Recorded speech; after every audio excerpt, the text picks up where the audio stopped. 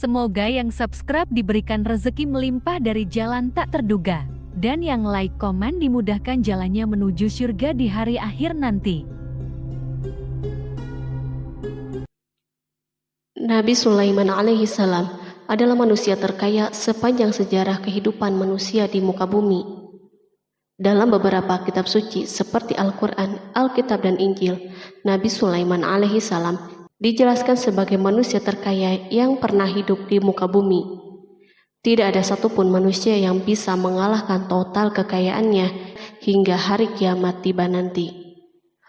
Para arkeolog telah menemukan situs peninggalan sejarah Islam yang mengungkap total kekayaan Nabi Sulaiman alaihi salam.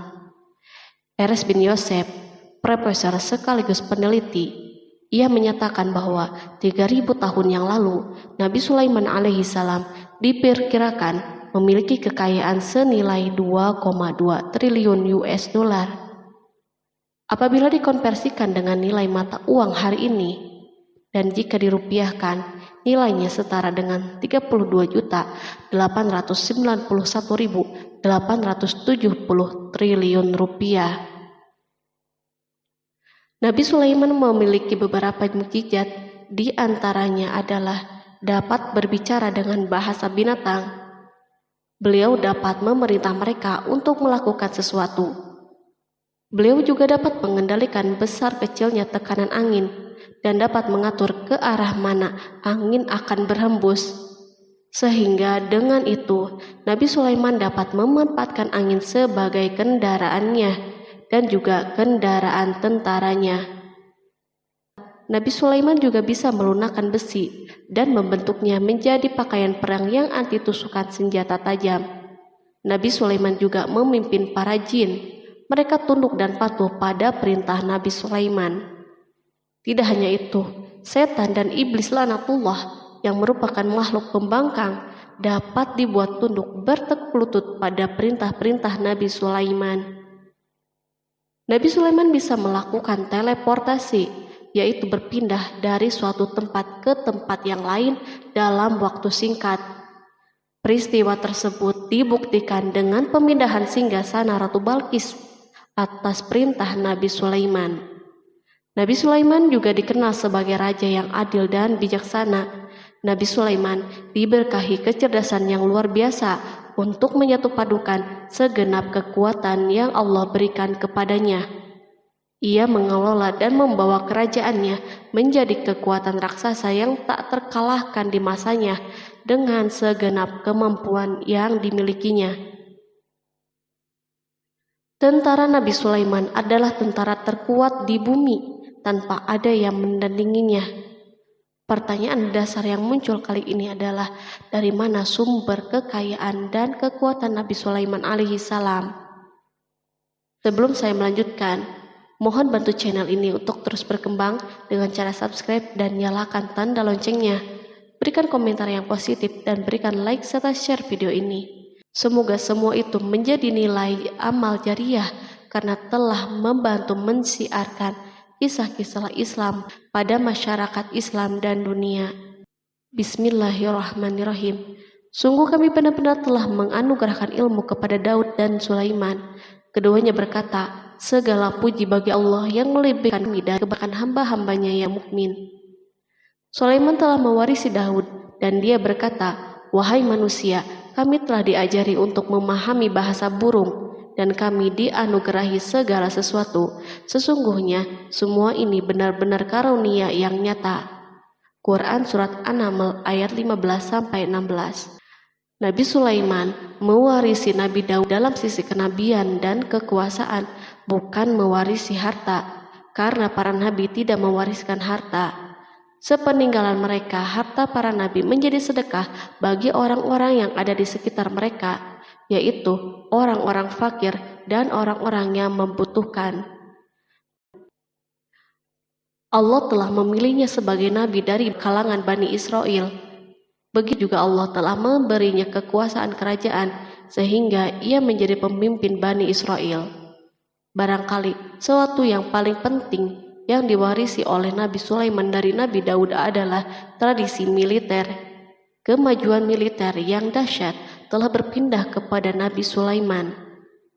Nabi Daud sebenarnya adalah seorang penggembala kambing yang sangat miskin, tapi seiring dengan perjalanan waktu, ia menjadi komandan pasukan yang tiada tanding.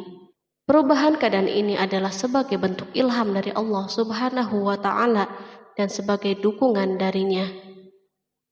Daud mengetahui bahwa kekuatan yang hakiki yang mengatur alam semesta adalah kekuatan Allah Subhanahu wa Ta'ala. Kehadiran Nabi Daud mengubah keadaan pasukan Bani Israel, di mana mereka sebelumnya lari jika berhadapan dengan musuh, maka kini keberadaan mereka mulai diperhitungkan. Di masa hidupnya, Daud mengalami peperangan yang sangat banyak, namun Al-Quran tidak menceritakan secara terperinci akan hal tersebut. Dan kami kuatkan kerajaannya. Quran Surat Shad ayat 20. Ayat tersebut berarti bahwa Daud belum pernah terkalahkan dalam peperangan yang diikutinya. Di samping dukungan yang Allah Subhanahu wa Ta'ala berikan kepada Daud, juga pasukannya dan rakyatnya, di mana mereka adalah orang-orang yang bertauhid dan menyerahkan diri kepada Allah Subhanahu wa Ta'ala.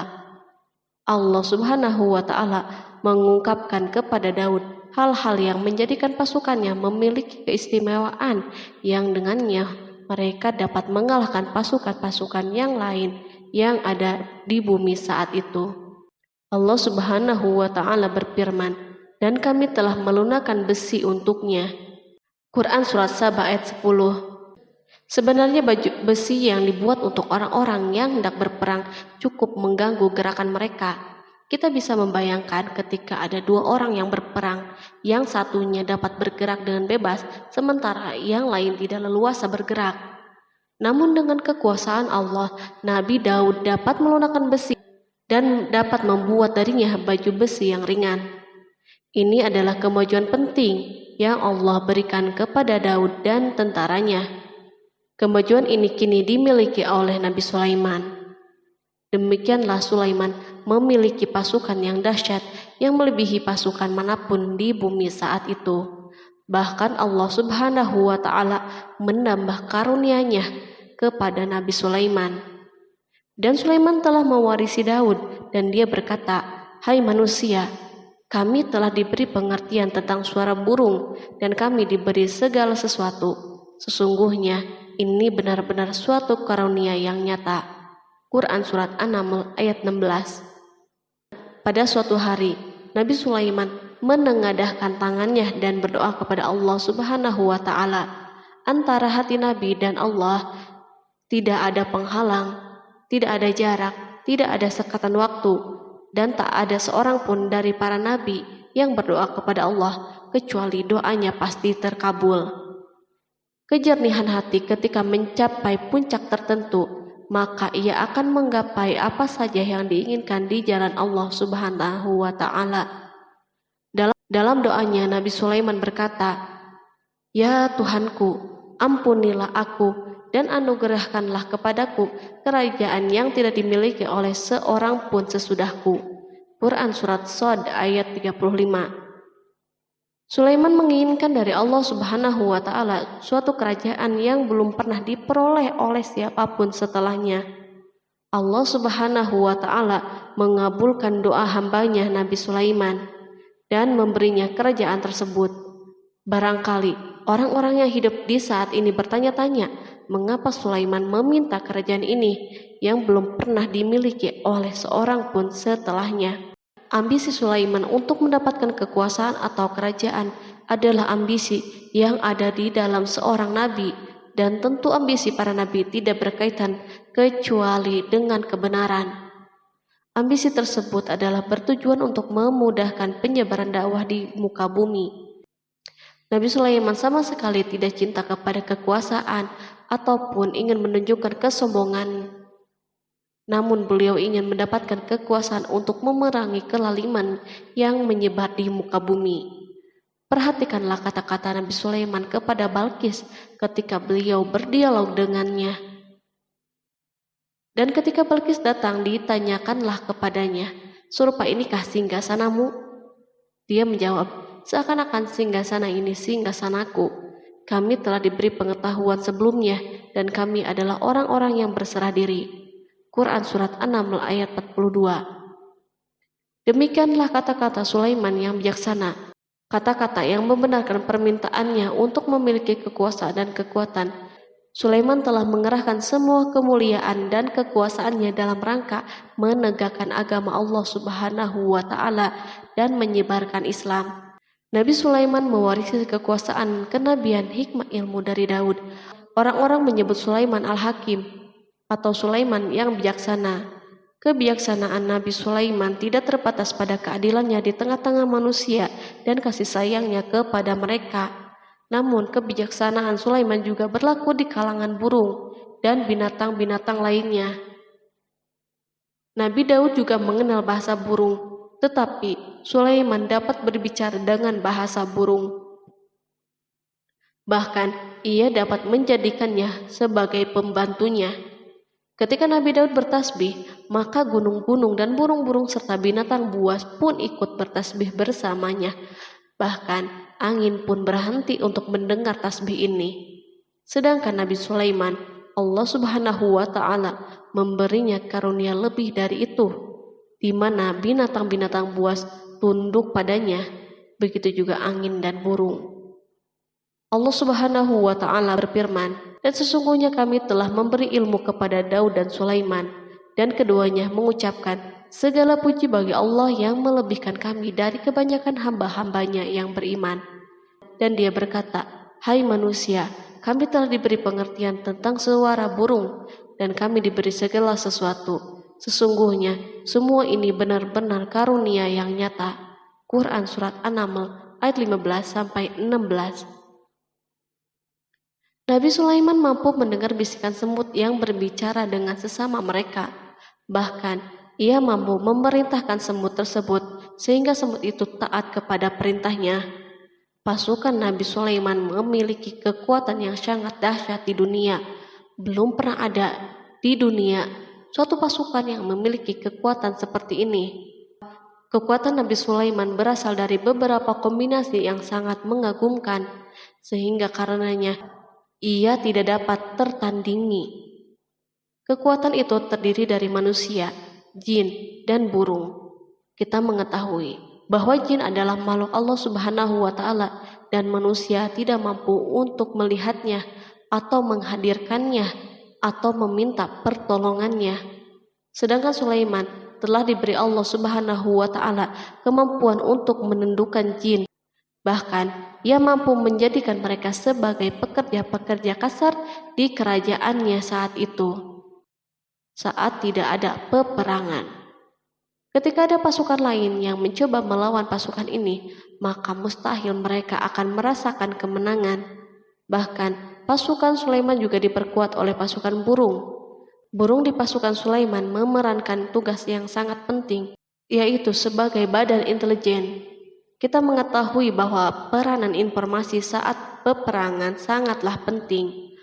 Dari informasi tersebut, pasukan dapat mengetahui keadaan musuhnya. Demikianlah peranan burung pada pasukan Sulaiman. Ia terbang di tengah-tengah musuh, kemudian ia kembali kepada Sulaiman untuk menyampaikan berita tentang keadaan musuhnya. Di samping jin dan burung, Allah Subhanahu wa Ta'ala juga menundukkan angin untuk Sulaiman. Nabi Sulaiman dapat memerintahkan angin dan ia mampu menaiki angin bersama tentaranya. Pasukan Sulaiman juga terdiri dari pasukan udara pada saat di mana tak seorang pun memimpikan untuk terbang di udara. Barangkali mukjizat ini yang Allah Subhanahu wa Ta'ala berikan kepada Sulaiman menjadi sebab kejayaan militernya sehingga pasukannya tidak tertandingi. Allah Subhanahu wa Ta'ala berfirman, dan dihimpunkan kepada Sulaiman tentaranya dari jin, manusia, dan burung, lalu mereka diatur dengan tertib dalam barisan. Quran Surat An-Naml ayat 17. Kemudian kami tundukkan kepada angin yang berhembus dengan baik menurut kemana saja yang dikehendakinya. Dan kami tundukkan pula kepadanya setan-setan, semuanya ahli bangunan dan penyelam, dan setan yang lain yang terikat dalam belenggu. Inilah anugerah kami, maka berikanlah kepada orang lain atau tahanlah untuk dirimu sendiri dengan tiada pertanggungan jawab. dan sesungguhnya dia mempunyai kedudukan yang dekat pada sisi kami dan tempat kembali yang baik. Quran Surat Shad ayat 30-40. Di samping senjata udara yang Allah Subhanahu wa Ta'ala berikan kepada Sulaiman, Allah Subhanahu wa Ta'ala juga memberikan kemampuan yang tak seorang pun dari para nabi mendapatkannya, yaitu kemampuan untuk memerintah setan. Setan adalah salah satu bagian dari jin. Ia adalah kelompok yang celaka dari bangsa jin. Kelompok ini sebenarnya tidak mampu dikuasai oleh manusia. Bahkan jin soleh pun tidak dapat mengatur mereka. Adapun Sulaiman, Allah Subhanahu wa Ta'ala memberinya kekuasaan untuk menundukkan setan dan mempekerjakannya, bahkan mengikatnya dengan rantai serta menghukumnya jika menentang perintahnya. Setan membangun untuk Sulaiman istana dan patung-patung dan alat-alat perang. Bahkan setan-setan itu menyelam di dasar lautan untuk mengeluarkan permata dan yakut untuk Sulaiman. Jika ada di antara setan yang menentang perintahnya, maka Nabi Sulaiman mengikatnya dengan rantai. Ini semua menunjukkan kekayaan Sulaiman dan kekuasaannya, di mana ia mampu mengatur banyak makhluk di dunia. Tentu kemampuan itu atas izin Allah sebagai mukjizat darinya. Allah Subhanahu wa Ta'ala berfirman, dan sebagian dari jin ada yang bekerja di hadapannya di bawah kekuasaannya dengan izin Tuhannya, dan siapa yang menyimpang di antara mereka dari perintah kami, maka kami rasakan kepadanya azab neraka yang apinya menyala-nyala. Para jin itu membuat untuk Sulaiman apa yang dikehendakinya dari gedung-gedung yang tinggi, patung-patung, dan piring-piring yang besarnya seperti kolam dan periuk yang tetap berada di atas tungku. Quran Surat Saba ayat 12.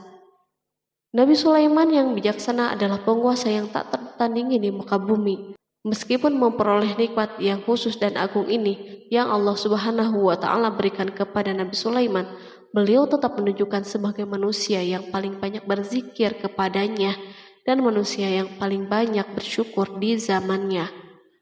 Allah Subhanahu wa Ta'ala berfirman tentang Sulaiman, Sulaiman sebaik-baik hamba, sesungguhnya dia amat taat kepada Tuhannya. Quran Surat Shad ayat 30. Nabi Sulaiman selalu mendirikan sholat, puasa, tasbih, dan mengungkapkan rasa cinta yang dalam. Hamba yang kembali adalah hamba yang menuju Allah Subhanahu wa Ta'ala. Waktu sholat bagi Sulaiman adalah waktu yang sangat penting, sehingga ketika datang waktu itu, maka beliau tidak bisa disibukkan dengan hal yang lain. Sulaiman mengetahui penyakit kuda dan ia mampu berbicara dengan bahasa kuda. Bahkan kuda itu pun mentaati perintah Nabi Sulaiman. Allah Subhanahu wa Ta'ala juga memberikan kenikmatan lain atas Sulaiman.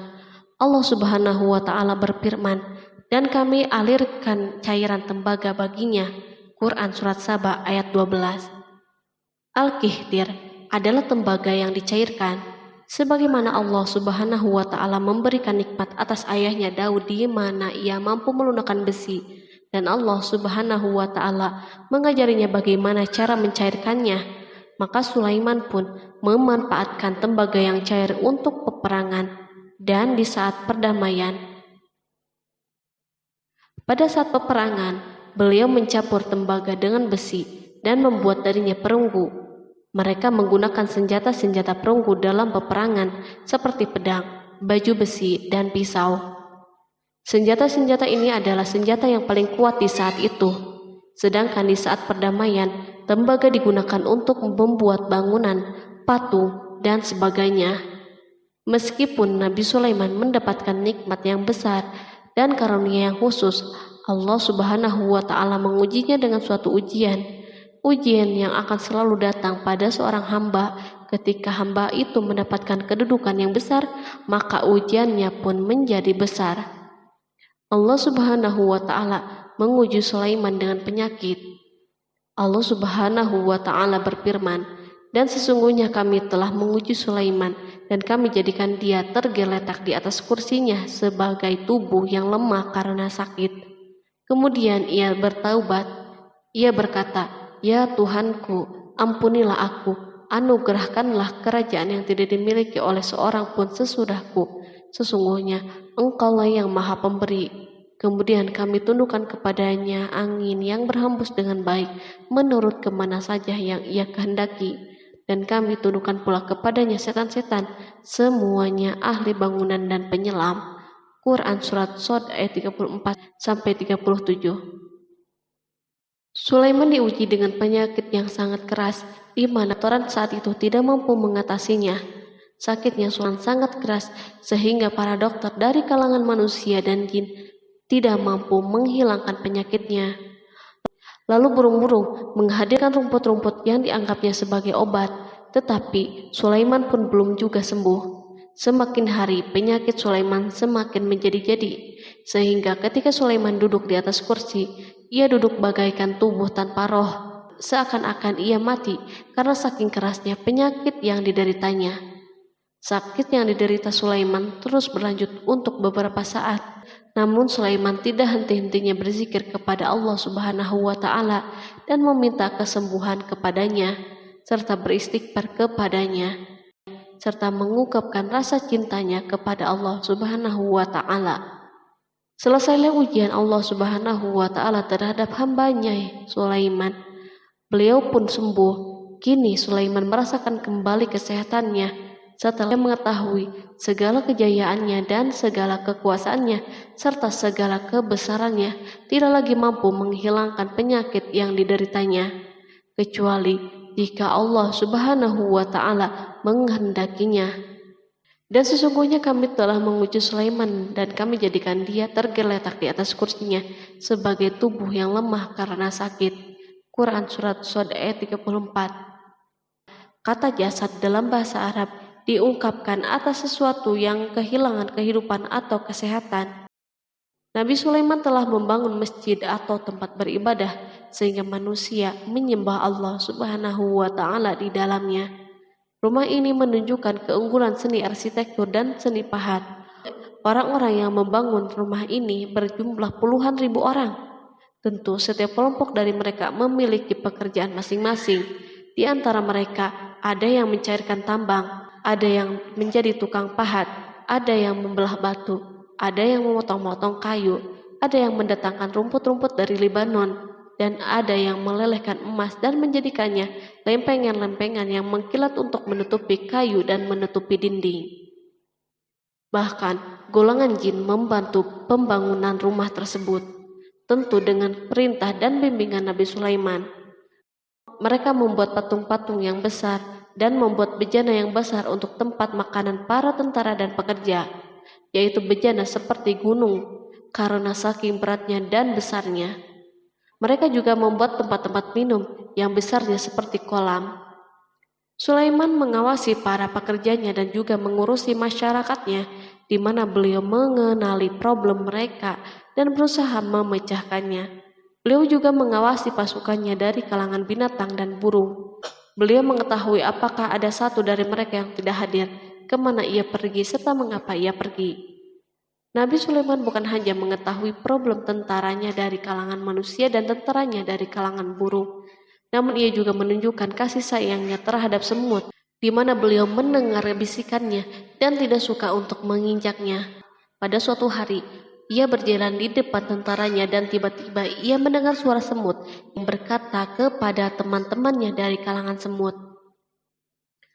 Hingga apabila mereka sampai di lembah semut, berkatalah seekor semut, "Masuklah ke dalam sarang-sarangmu agar kamu tidak terinjak oleh Sulaiman dan tentaranya."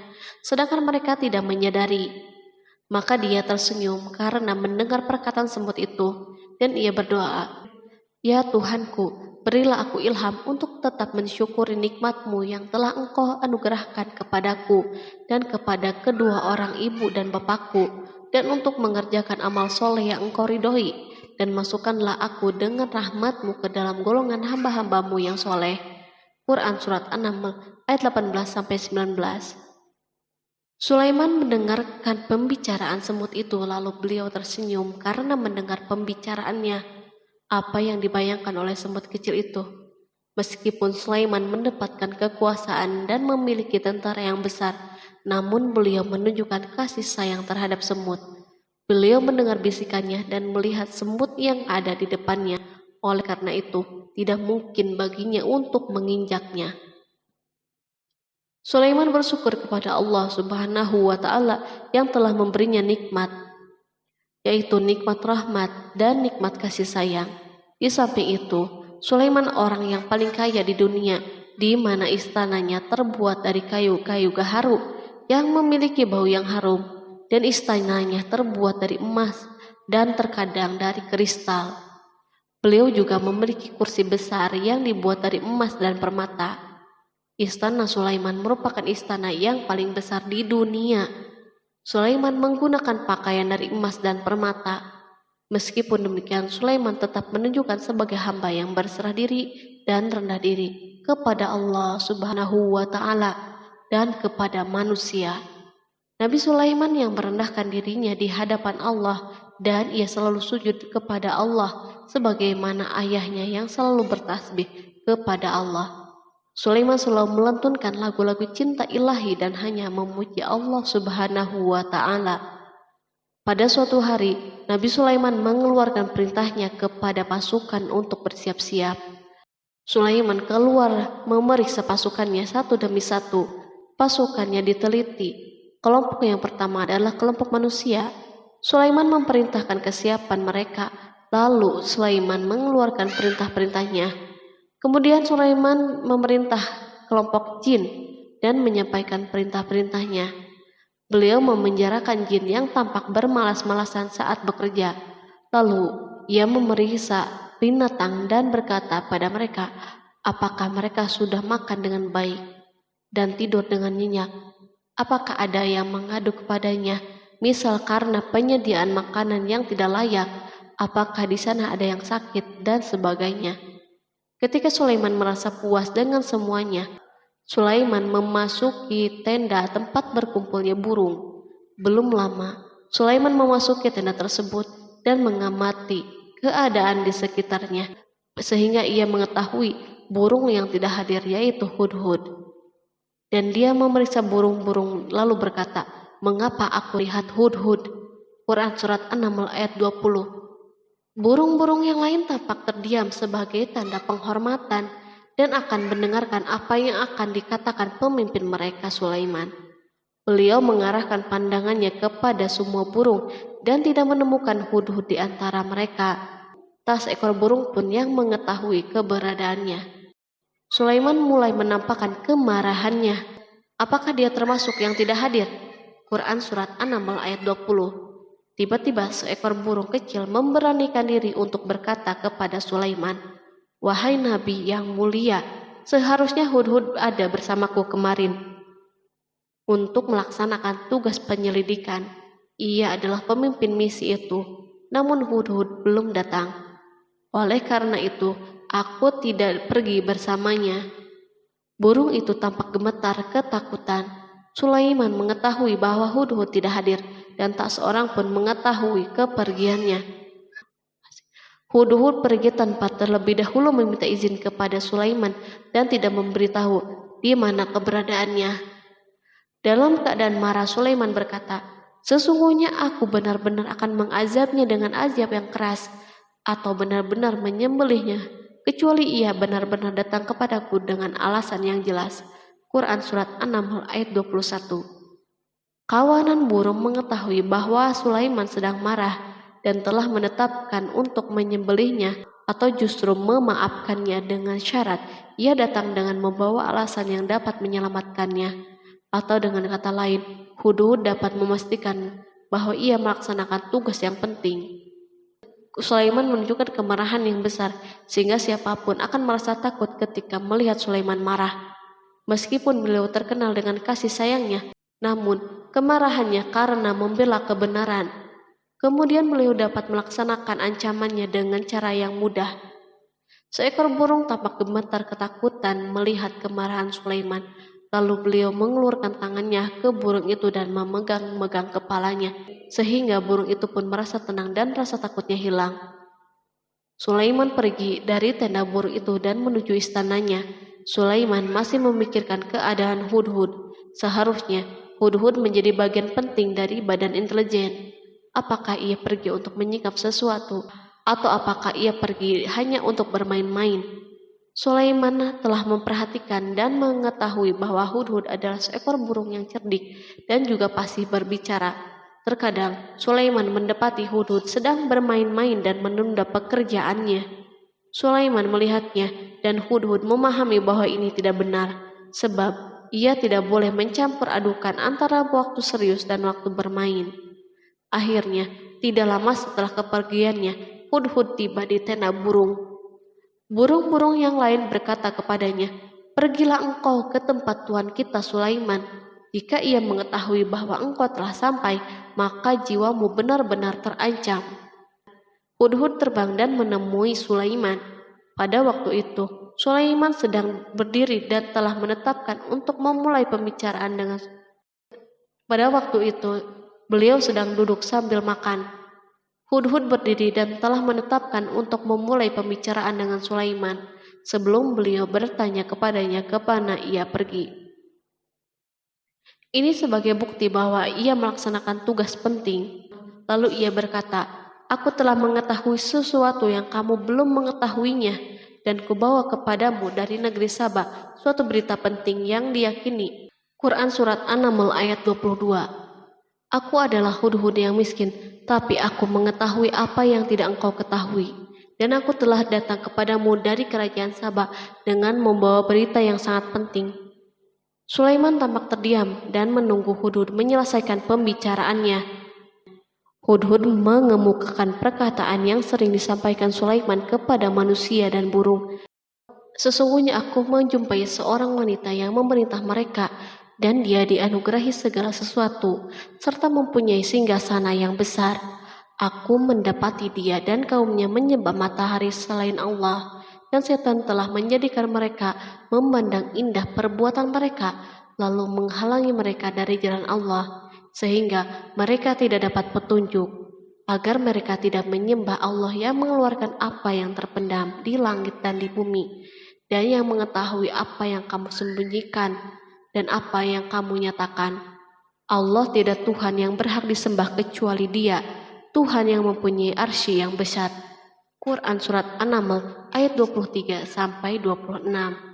Hudhud diam sejenak dan Sulaiman merasa bahwa Hudhud menunjukkan kefasihan lisannya dan berbicara dengan baik kepadanya. Hudhud mengemukakan perkataan yang sering disampaikan Sulaiman kepada manusia dan burung. Jelas sekali bahwa Hudhud mengulangi perkataan pemimpin kita Sulaiman sebagai usaha yang terakhir untuk memperoleh kasih sayang Sulaiman dan agar beliau puas dengan penjelasannya itu. Sulaiman berkata sambil menunjukkan senyum manis di wajahnya, "Akan kami lihat apakah kamu benar ataukah kamu termasuk orang-orang yang berdusta." Quran Surat An-Naml ayat 27. Hudhud ingin mengatakan, "Aku tidak bohong, wahai Nabi yang mulia." Namun, diamnya Sulaiman membuatnya takut, sehingga ia pun terdiam. Sulaiman terdiam karena berpikir, lalu memutuskan sesuatu. Setelah itu, beliau mengangkat kepalanya dan meminta secari kertas dan pena. Sulaiman segera menulis surat singkat dan menyerahkannya kepada Hudhud serta memerintahkannya, "Pergilah dengan membawa suratku ini, lalu jatuhkanlah kepada mereka. Kemudian berpalinglah dari mereka, lalu perhatikanlah apa yang mereka bicarakan." Quran Surat An-Naml ayat 28. Al-Quran langsung menyebut keadaan kerajaan Balqis yang saat itu sedang membaca surat tersebut di depan para pembesar kerajaannya dan para menterinya. Berkata ia Balqis, "Hai pembesar-pembesar, sesungguhnya telah dijatuhkan kepadaku sebuah surat yang mulia. Sesungguhnya surat itu dari Sulaiman, dan sesungguhnya isinya dengan menyebut nama Allah yang Maha Pengasih lagi Maha Penyayang, bahwa janganlah kalian berlaku sombong terhadapku, dan datanglah kepadaku sebagai orang-orang yang berserah diri." Quran Surat An-Naml ayat 29-31. Dalam surat Sulaiman itu disebutkan, hendaklah mereka menyerahkan diri dan tunduk kepada perintahnya. Sulaiman memerintahkan agar mereka meninggalkan penyembahan terhadap matahari. Sulaiman tidak mempersoalkan akidah mereka dan tidak memuaskan mereka dengan apapun. Sulaiman hanya memerintahkan bahwa ia berada di atas kebenaran. Bukankah ia didukung kekuatan yang berlandaskan keyakinan yang dimilikinya? Sulaiman hanya memerintahkan mereka agar tunduk dan patuh kepadanya. Ratu Saba menyampaikan surat tersebut di tengah-tengah kaumnya. Berkata dia, Balkis, "Hai putra para pembesar, berilah aku pertimbangan dalam urusanku ini. Aku tidak pernah memutuskan sesuatu persoalan sebelum kamu berada di majelisku." Quran Surat An-Naml ayat 32. Sementara itu, reaksi para pembesar istana adalah menentang surat tersebut. Isi surat itu membangkitkan kecongkakan kaum Saba, di mana mereka merasa lebih kuat. Mereka mengetahui bahwa di sana ada orang yang mencoba menantang mereka dan mengisyaratkan peperangan kepada mereka. Lalu ia meminta kepada mereka untuk memenuhi syarat-syaratnya sebelum terjadinya peperangan dan kekalahan. Mereka menjawab, "Kita adalah orang-orang yang memiliki kekuatan dan juga memiliki keberanian yang sangat dalam peperangan, dan keputusan berada di tanganmu. Maka pertimbangkanlah apa yang akan kamu perintahkan." Quran Surat An-Naml ayat 33. Para pembesar kaumnya ingin berkata, "Kita siap untuk melaksanakan peperangan." Tampaknya ratu memiliki kebijakan yang lebih baik daripada pembesar kaumnya. Surat Sulaiman itu membuatnya berpikir lebih jernih dan hati-hati. Ia berusaha sebisa mungkin menghindari peperangan. Ratu itu berpikir dalam tempo yang lama. Nama Sulaiman tidak diketahuinya, dan ia pun belum pernah mendengarnya. Oleh karena itu, ratu tidak mengetahui kekuatannya. Boleh jadi Sulaiman memiliki kekuatan yang dahsyat sehingga mampu memerangi kekuasaannya dan mengalahkannya. Kemudian ratu memperhatikan apa yang ada di sekelilingnya. Ia melihat kemajuan masyarakatnya dan kejayaannya. Barangkali ia mengira bahwa Sulaiman iri terhadap kemajuan dan kekayaan ini, sehingga Sulaiman ingin menyerangnya. Setelah mempertimbangkan isi surat Sulaiman dengan cermat, Ratu Saba memilih untuk tidak bersikap ceroboh. Ratu itu lebih suka untuk menggunakan bahasa-bahasa kelembutan. Ia mengirim kepada Sulaiman suatu hadiah yang besar. Ratu mengira bahwa Sulaiman seorang yang ambisius, yang boleh jadi ia telah mendengar tentang kekayaan kerajaannya. Para utusan pergi dengan membawa hadiah dari Ratu Saba. Ratu berharap agar mereka dapat memasuki kerajaan Sulaiman dan akan mengetahui kondisi kerajaannya. Saat mereka pulang, Ratu ingin mendengar secara langsung dari mereka tentang keadaan kaum Sulaiman dan pasukannya. Setelah mendapatkan informasi yang cukup, maka Ratu dapat membuat suatu keputusan yang tepat. Ratu menyembunyikan apa yang terlintas dalam dirinya, lalu ia berbicara kepada pembesar istananya bahwa ia dapat menyingkap niat jahat Raja Sulaiman melalui cara mengirimkan hadiah kepadanya. Ratu lebih memilih cara tersebut dan menunggu reaksi Sulaiman. Ratu berhasil memuaskan para pembesar istananya dan untuk sementara menghilangkan ide untuk berperang. Karena para raja jika menyerang suatu desa, maka pemimpin desa tersebut adalah orang yang paling banyak mendapatkan kehinaan dan cercaan. Akhirnya para pembesar kaumnya merasa puas dengan pikirannya itu. Allah Subhanahu wa Ta'ala berfirman, Dia berkata, "Sesungguhnya raja-raja apabila memasuki suatu negeri, niscaya mereka membinasakannya dan menjadikan penduduknya yang mulia menjadi hina, dan demikian pula lah yang akan mereka perbuat. Dan sesungguhnya aku akan mengirim utusan kepada mereka dengan membawa hadiah, dan aku akan menunggu apa yang akan dibawa kembali oleh utusan-utusan itu." Quran Surat An-Naml ayat 34-35. Kemudian sampailah hadiah Ratu Balkis kepada Nabi Sulaiman. Para badan intelijennya memberitahunya bahwa para utusan Balkis datang dengan membawa hadiah. Sulaiman langsung mengetahui bahwa ratu itu sengaja mengirim orang-orangnya untuk mengetahui atau mendapatkan informasi tentang kekuatannya. Lalu setelah itu, ia mengambil keputusan atau sikapnya kepada Sulaiman. Sulaiman segera memanggil semua pasukannya untuk berkumpul. Utusan Balkis segera memasuki istana Sulaiman yang dipenuhi dengan pasukan besar yang bersenjata. Tiba-tiba, utusan Balkis tampak tercengang ketika melihat kekayaan mereka dan harta mereka yang tidak ada apa-apanya dibandingkan dengan kerajaan Sulaiman. Hadiah mereka tampak tidak berarti. Emas yang mereka bawa tampak tidak berarti saat mereka memasuki istana Sulaiman yang terbuat dari kayu-kayu pohon gaharu yang mengeluarkan bau yang harum serta dihiasi dengan emas. Para utusan Balkis berdiri bersama Sulaiman dan menyaksikan bagaimana Sulaiman mengendalikan pasukannya.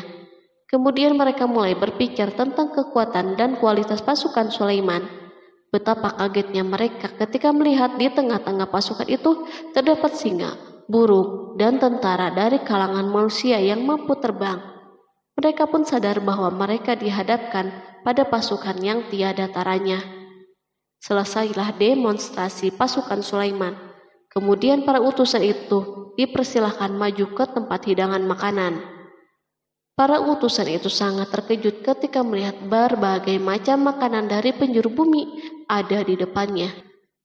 Dan di antara makanan itu pun terdapat makanan yang biasa ditemukan di negeri mereka. Tetapi mereka melihat bahwa makanan itu memiliki rasa yang istimewa.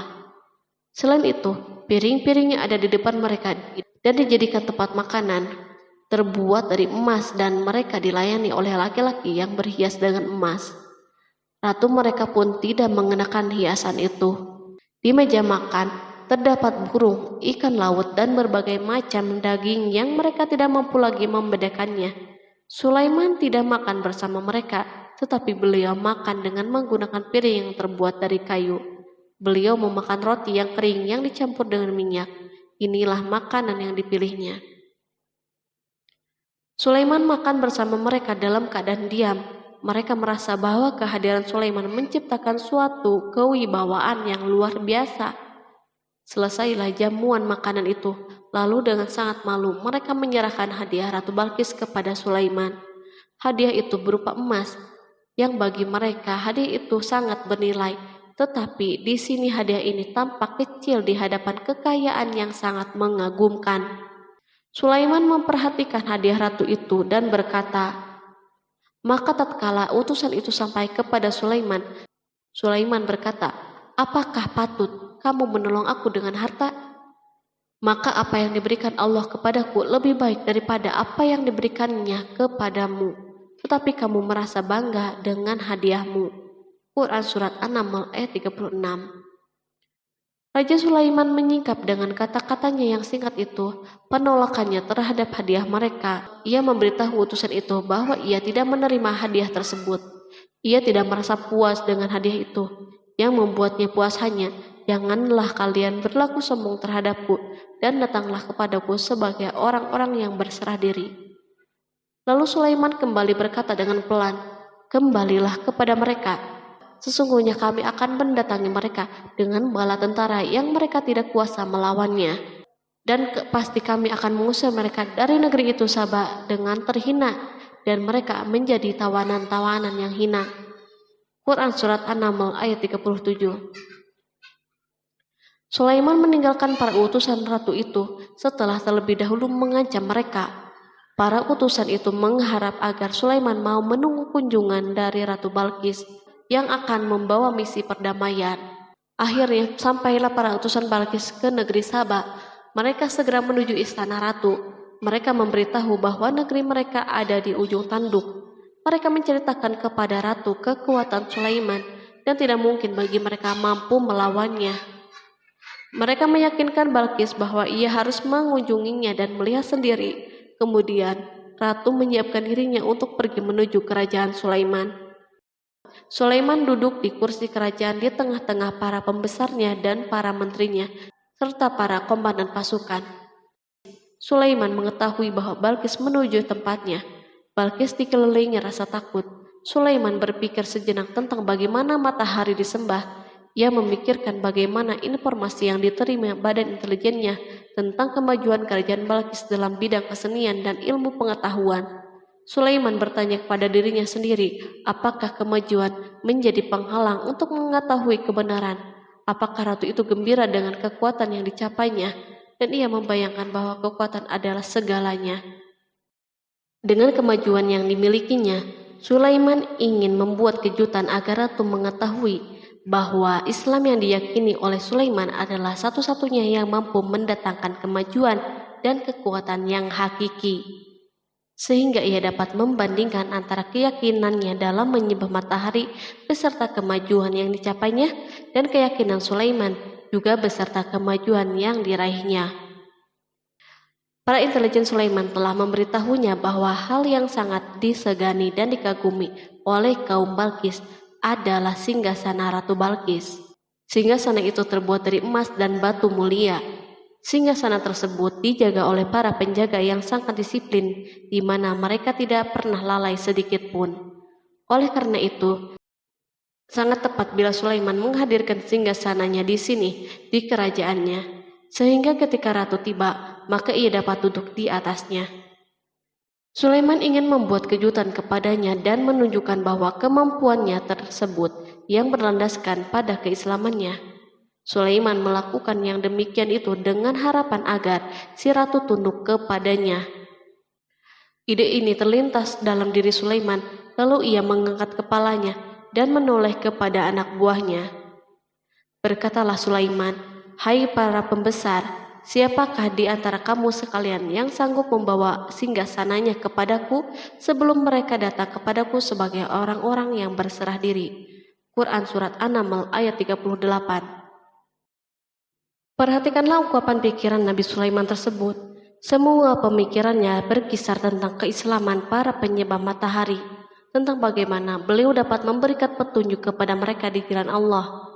Yang pertama menjawab pertanyaan Sulaiman itu adalah Ifrit dari kalangan jin, yang Allah Subhanahu wa Ta'ala telah menundukkan mereka kepada Sulaiman. Berkatalah Ifrit yang cerdik dari golongan jin, "Aku akan datang kepadamu dengan membawa singgasana itu sebelum kamu berdiri dari tempat dudukmu. Sesungguhnya aku benar-benar kuat untuk membawanya lagi dapat dipercaya." Quran Surat An-Naml ayat 39. Sulaiman berdiri dari tempat duduknya setelah 1 atau 2 jam. Namun jin itu berjanji kepadanya untuk menghadirkan singgasana Balkis sebelum itu. Istana Sulaiman berada di Palestina, sedangkan istana Balkis terletak di Yaman. Jarak antara singgasana tersebut dan singgasana Sulaiman lebih dari ribuan mil. Barangkali pesawat yang cepat sekalipun yang kita kenal hari ini tidak akan mampu membawa dan mendatangkan istana itu dalam waktu 1 jam. Tetapi masalahnya di sini berhubung dengan kekuatan jin yang misterius. Sulaiman tidak mengomentari sedikit pun terhadap apa yang dikatakan oleh Ifrit dari kalangan jin. Tampak ia menunggu tanggapan lain yang mampu menghadirkan singgasana Balkis yang lebih cepat dari itu. Sulaiman menoleh kepada seorang yang di sana yang duduk di atas naungan. Berkatalah seseorang yang mempunyai ilmu dari Alkitab, "Aku akan membawa singgasana itu kepadamu sebelum matamu berkedip." Maka tatkala Sulaiman melihat singgasana itu terletak di hadapannya, ia pun berkata, "Ini termasuk karunia Tuhanku untuk menguji aku, apakah aku bersyukur atau mengingkari akan nikmatnya. Dan barang siapa yang bersyukur, maka sesungguhnya dia bersyukur untuk kebaikan dirinya sendiri. Dan barang siapa yang ingkar, maka sesungguhnya Tuhanku maha kaya lagi maha mulia." Quran Surat An-Naml ayat 40. Belum lama, seorang yang mempunyai ilmu dari Alkitab menyatakan kalimatnya, sehingga singgasana itu berada di depan Sulaiman. Ia mampu menghadirkan singgasana itu lebih cepat dari kedipan mata, ketika mata itu tertutup dan terbuka. Al-Quranul Karim tidak menyikap kepribadian seorang yang menghadirkan singgasana itu. Al-Quran hanya menggarisbawahi bahwa orang itu mempunyai ilmu dari Alkitab. Al-Quran tidak menjelaskan kepada kita apakah ia seorang malaikat ataukah manusia ataukah jin. Perhatikanlah tindakan Sulaiman setelah adanya mukjizat ini. Beliau tidak merasa kagum terhadap kemampuannya yang luar biasa. Beliau tidak tercengang dengan kekuatannya. Beliau mengembalikan keutamaan tersebut kepada penguasa para penguasa, Allah Subhanahu wa Ta'ala, dan bersyukur kepadanya yang telah mengujinya dengan kekuasaan ini, agar ia dapat membuktikan apakah ia bersyukur atau mengingkari. Setelah Sulaiman bersyukur kepada penciptanya, ia mulai memperhatikan singgasana ratu. Merupakan simbol pembangunan dan kemajuan, tetapi tampaknya ia hanya sesuatu yang biasa saja dibandingkan dengan kekuasaan dan kebesaran ciptaan yang dibuat oleh manusia dan jin di kalangan istana Sulaiman. Sulaiman memikirkan dalam tempo yang lama singgasana Balkis. Kemudian beliau memerintahkan agar singgasana itu diperbaiki, sehingga saat Balkis datang, Sulaiman dapat mengujinya apakah Balkis dapat mengenalinya ataukah tidak. Dia berkata, "Ubahlah baginya singgasananya, maka kita akan melihat apakah dia mengenal ataukah termasuk orang-orang yang tidak mengenalnya." Quran Surat An-Naml ayat 41. Sulaiman memerintahkan agar dibangun istana yang akan digunakan untuk menyambut Balkis. Sulaiman memilih tempat di laut dan ia memerintahkan agar dibangun suatu istana di mana sebagian besar terdiri dari air laut. Sulaiman memerintahkan agar lantai-lantai itu terbuat dari kaca yang tebal dan kuat, sehingga orang yang berjalan di atas istana itu akan membayangkan bahwa di bawahnya ada ikan-ikan yang berwarna-warni. Hudhud memberitahu Sulaiman bahwa Balkis telah sampai di dekat kerajaannya. Kemudian Balkis datang. Al-Quran tidak menyebutkan keadaan Sulaiman saat menyambut Balkis, namun Al-Quran justru menunjukkan dua sikap Balkis. Pertama, bagaimana sikap Balkis ketika pertama kali melihat singgasananya yang datang mendahuluinya, padahal ia telah meninggalkan pengawalnya untuk tetap setia menjaga singgasana itu. Kedua, keadaan di depan istana yang penuh dengan permata yang berenang di bawahnya ikan-ikan. Dan ketika Balkis datang, ditanyakanlah kepadanya, "Serupa inikah singgasanamu?" Dia menjawab, "Seakan-akan singgasana ini singgasanaku. Kami telah diberi pengetahuan sebelumnya dan kami adalah orang-orang yang berserah diri." Quran Surat An-Naml ayat 42. Ayat tersebut menggambarkan kondisi dialog antara Sulaiman dan Balkis. Balkis melihat singgasananya dan ia tercengang saat mengetahui bahwa itu adalah singgasananya. Namun ia kemudian mulai ragu karena melihat tidak sepenuhnya itu singgasananya. Jika itu benar-benar singgasananya, lalu bagaimana ia datang mendahuluinya? Dan bila bukan singgasananya, maka bagaimana Sulaiman dapat meniru sepersis dan seteliti ini? Sulaiman berkata saat melihat Balkis mengamati singgasananya, "Apakah ini singgasanamu?" Setelah mengalami kebingungan sesaat, Balkis menjawab, "Sepertinya benar." Sulaiman berkata, "Kami telah diberi ilmu sebelumnya dan kami sebagai orang-orang yang muslim." Melalui pernyataan itu, Sulaiman ingin mengisyaratkan kepada Balkis agar ia membandingkan antara keyakinannya beserta ilmu yang dicapainya dan keyakinan Sulaiman yang muslim beserta pengetahuan yang diraihnya.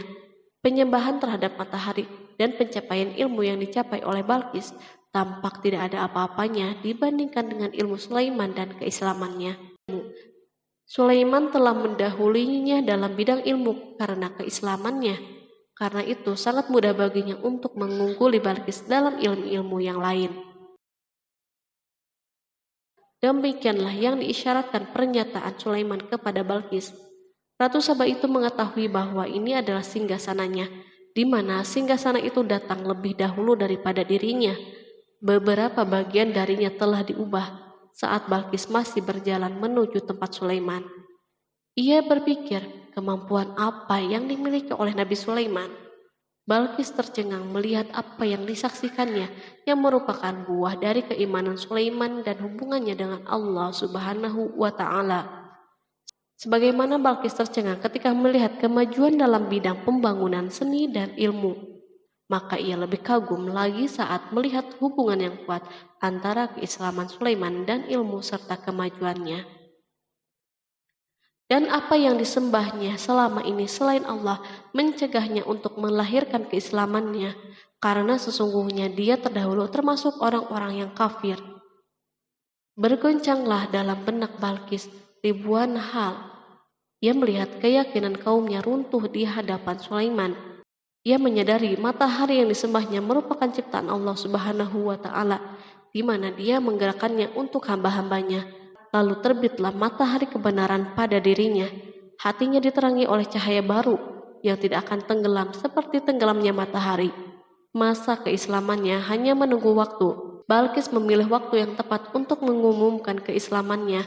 Allah Subhanahu wa Ta'ala berfirman, dikatakan kepadanya, "Masuklah ke dalam istana." Maka tatkala dia melihat lantai istana itu, dikiranya kolam air yang besar dan disikapnya kedua betisnya. Berkatalah Sulaiman, Sesungguhnya ia adalah istana yang licin yang terbuat dari kaca. Berkatalah Balqis, "Ya Tuhanku, sesungguhnya aku telah berbuat zalim terhadap diriku, dan aku berserah diri bersama Sulaiman kepada Allah, Tuhan semesta alam." Quran Surat 6 ayat 44. Dikatakan kepada Balqis, masuklah ke dalam istana. Ketika ia masuk, maka ia tidak menyaksikan adanya kaca, tetapi ia melihat air, sehingga ia mengira akan bersinggungan dengan air laut. Lalu ia menyingkap sedikit bajunya agar bajunya tidak basah. Sulaiman mengingatkannya tanpa melihat agar tidak khawatir terhadap pakaiannya, karena pakaiannya tidak akan basah sebab di sana tidak ada air. Ia sekedar kaca yang halus yang saking halusnya hingga tidak tampak. Pada kesempatan itulah Balqis mengumumkan keislamannya. Ia mengakui kelaliman dirinya dan ia menyatakan penyerahan diri kepada Sulaiman dan kepada Allah Subhanahu wa Ta'ala. Lalu kaumnya pun mengikutinya dan mereka memeluk Islam. Balqis menyadari ia berhadapan dengan penguasa yang terbesar di bumi dan salah satu nabi yang mulia. Untuk pertama kalinya wajah Sulaiman dihiasi dengan senyuman yang menunjukkan kepuasannya sejak Balqis mengunjunginya. Demikianlah Sulaiman mewujudkan kejayaannya yang hakiki dan menyebarkan cahaya Islam di muka bumi. Al-Quran tidak menyebutkan kisah Balqis setelah keislamannya. Para ahli tafsir mengatakan bahwa ia menikah dengan Sulaiman. Selain itu, ada yang mengatakan bahwa ia menikah dengan salah satu orang dekat Sulaiman. Ada juga yang mengatakan bahwa sebagian Raja Habasyah adalah keturunan dari buah perkawinan ini. Sulaiman hidup di tengah-tengah kejayaan dan kemuliaan di muka bumi. Kemudian Allah Subhanahu wa Ta'ala menetapkan kematian baginya. Sebagaimana kehidupan Sulaiman yang berada di puncak kemuliaan dan kejayaan yang penuh dengan keajaiban yang luar biasa, maka kematiannya pun merupakan tanda-tanda kebesaran Allah Subhanahu wa Ta'ala yang penuh dengan keajaiban. Demikianlah bahwa kematiannya sesuai dengan kehidupannya, sesuai dengan kejayaannya. Allah Subhanahu wa Ta'ala berfirman tentang kematian Sulaiman. Maka tatkala kami telah menetapkan kematian Sulaiman, tidak ada yang menunjukkan kepada mereka kematiannya itu kecuali rayap yang memakan tongkatnya. Maka tatkala ia telah tersungkur, tahulah jin bahwa kalau sekiranya mereka mengetahui yang gaib, tentulah mereka tidak akan tetap dalam siksa yang menghinakan. Quran Surat Saba ayat 14. Kemampuan Nabi Sulaiman untuk menundukkan jin dan mempekerjakan mereka serta hubungan mereka dengannya, semua ini menimbulkan fitnah di tengah-tengah manusia dalam hal tertentu. Dan kematian Sulaiman merupakan batasan atau jawaban terhadap fitnah ini. Kami tidak mengetahui siapa yang mengklaim bahwa jin mengetahui hal yang gaib. Kami tidak mengetahui siapa yang bertanggung jawab terhadap tersebarnya isu yang keliru ini. Yang kita ketahui adalah bahwa hal tersebut tersebar dan mempengaruhi sebagian manusia dan jin. Barangkali manusia berkata kepada diri mereka, selama jin melakukan perbuatan yang luar biasa ini, maka apa gerangan yang menjadikan mereka tidak mengetahui hal-hal yang gaib itu? Manusia lupa bahwa kunci kegaiban berada di tangan Allah Subhanahu wa Ta'ala. Masalah ilmu gaib tidak akan mampu dikuasai oleh jin, manusia, ataupun para nabi dan semua makhluk. Hanya Dia yang mengetahuinya. Allah Subhanahu wa Ta'ala merencanakan bahwa kematian Sulaiman pun bertujuan untuk menghancurkan pemikiran ini, yaitu pemikiran bahwa jin mengetahui hal yang gaib. Jin bekerja untuk Nabi Sulaiman selama beliau hidup, dan tatkala beliau meninggal, maka tugas mereka menjadi bebas. Nabi Sulaiman meninggal tanpa diketahui oleh jin, sehingga mereka tetap bekerja untuknya. Mereka tetap kepada Sulaiman. Seandainya mereka mengetahui hal yang gaib, niscaya mereka tidak akan meneruskan pekerjaan mereka. Pada suatu hari Sulaiman memasuki mihrabnya untuk itikaf, ibadah dan sholat. Tak seorang pun berani mengganggu khalwat di mihrabnya.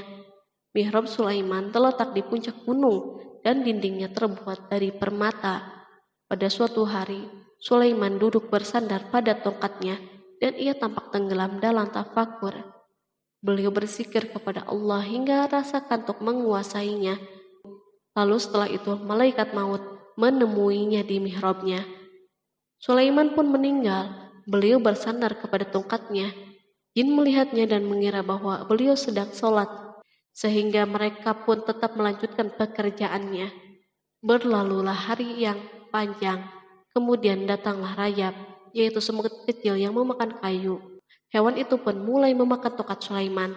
Rayap-rayap itu tampak lapar. Sebagian dari tongkat Sulaiman dimakan beberapa hari oleh rayap itu. Ketika yang dimakannya semakin bertambah, maka tongkat itu pun menjadi rusak dan jatuh dari tangan Sulaiman. Tubuh mulia itu kehilangan keseimbangan dan terhempas di bumi. Tatkala tubuh suci itu tersungkur, maka manusia segera menuju ke sana.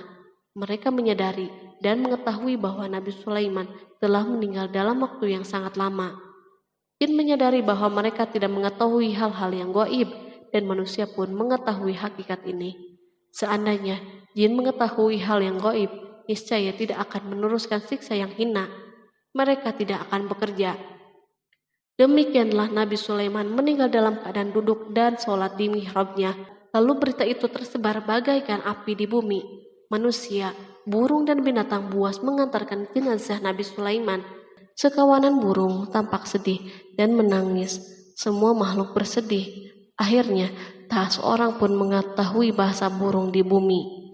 Meninggallah seorang yang memahami pembicaraan burung. Burung-burung itu berkata, "Betapa beratnya kehidupan di tengah-tengah orang yang tidak mengetahui pembicaraan kita." Terdapat sejumlah versi perihal riwayat tentang kisah wafat Nabi Sulaiman alaihi salam. Salah satunya hadis yang diriwayatkan oleh Al-Hafiz Ibnu Asakir dalam tafsir Ibnu Katsir. Hadis ini disebut mendekati kebenaran kisah wafatnya Nabi Sulaiman.